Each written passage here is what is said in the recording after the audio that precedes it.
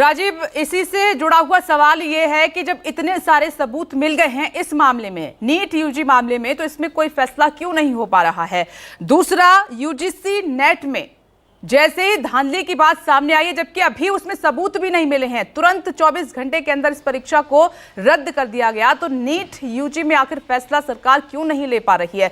दूसरा, कोई पेपर ऐसा नहीं बचा है जो लीक ना हुआ हो, तो ऐसे में सवाल ये उठ रहा है कि सच्चे सिपाही हमें कैसे मिलेंगे, अच्छे शिक्षक हमें कैसे मिलेंगे, अच्छे डॉक्टर हमें कैसे मिलेंगे? और दूसरा, ये जो जैसे एनटीए है जो कंडक्ट करा रही है परीक्षाएं, उन पर तो सवालिया निशान है ही, विश्वसनीयता पर एक सवाल खड़ा हो गया है, उसको कैसे अब दूर किया जाएगा?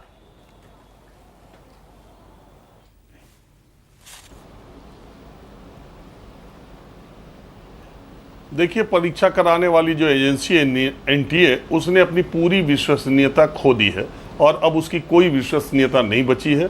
आश्चर्य है कि इतने घपले घोटाले के बावजूद भी एनटीए के अधिकारियों पर कार्रवाई क्यों नहीं हो रही है। ये एजेंसी इसी के ऊपर इसी के ऊपर पूरे देश की परीक्षाएं कराने का, अभी जो यूजीसी नेट की परीक्षा हुई है, ये अमूमन 2 बार होती है, साल भर में 2 बार, और एक बार गर्मियों में, एक बार जाड़े में।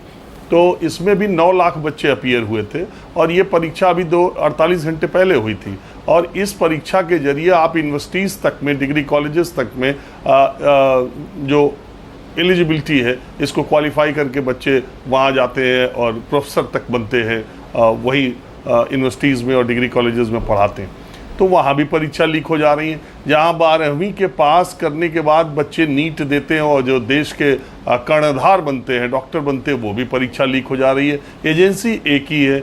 एक परीक्षा जो इन्होंने परसों आयोजित की नेट की, वो क्यों रद्द की गई? एक प्रेस विज्ञप्ति कल 10 बजे रात को डाल दी गई कि गृह मंत्रालय के जो साइबर क्राइम से पता चला है कि इसमें कुछ गड़बड़ियाँ और ये गड़बड़ हुआ, इसलिए इसको रद्द किया जाता है और सीबीआई की जांच दी जाती है। जिसमें पिछले 1 महीने से लगातार जिस परीक्षा को लेकर के सवाल उठाए जा रहे हैं, आपकी एनडीए की सरकार देश में है, बिहार में एनडीए की सरकार है, गुजरात में बीजेपी की सरकार है। गुजरात के गोधरा की पुलिस लगातार कह रही है कि भाई ये सेंटर कैसे अलॉट हुआ?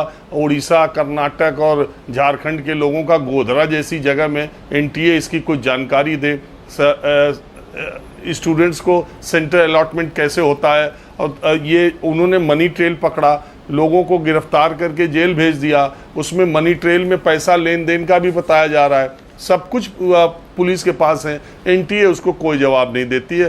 होता यह है कि पंचमहल पुलिस को गुजरात से चलकर एनटीए के ऑफिस आना पड़ता है और कहना पड़ता है कि हमने पकड़ा था, हमको जांच में आप सहयोग करें। सौरभ बता ही रहे, बिहार में तो 4-5 मई का ही पकड़ा हुआ है और वहाँ पे उन्होंने देखा है कि पेपर आउट हो गया, सारे प्रमाण उनके पास है पुख्ता।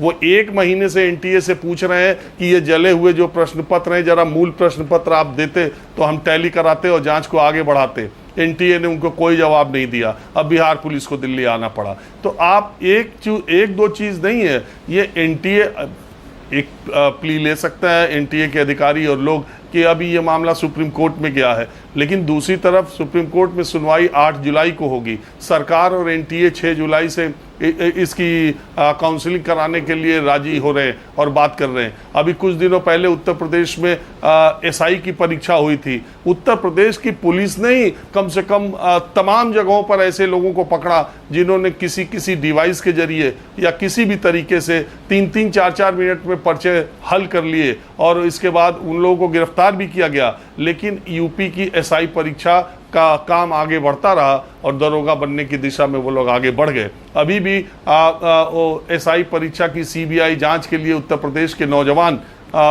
लगातार प्रदर्शन करते रहते हैं। लखनऊ के हजरतगंज में पकड़े जाते हैं, इको गार्डन में ले जाके छोड़ दिया जाता है। तो तमाम ये जो नौजवानों की अनदेखी सरकारें कर रही हैं, वो बड़ी ही अजीबोगरीब स्थिति है। मतलब मैं तो हमेशा ये सोचता हूँ कि अगर देश के नौजवानों को ये अंदर से एहसास हो गया कि जो भी वो एग्ज़ाम देने जा रहे हैं उसकी शुचिता है कि नहीं, वो कंप्रोमाइज्ड एग्ज़ाम है क्या।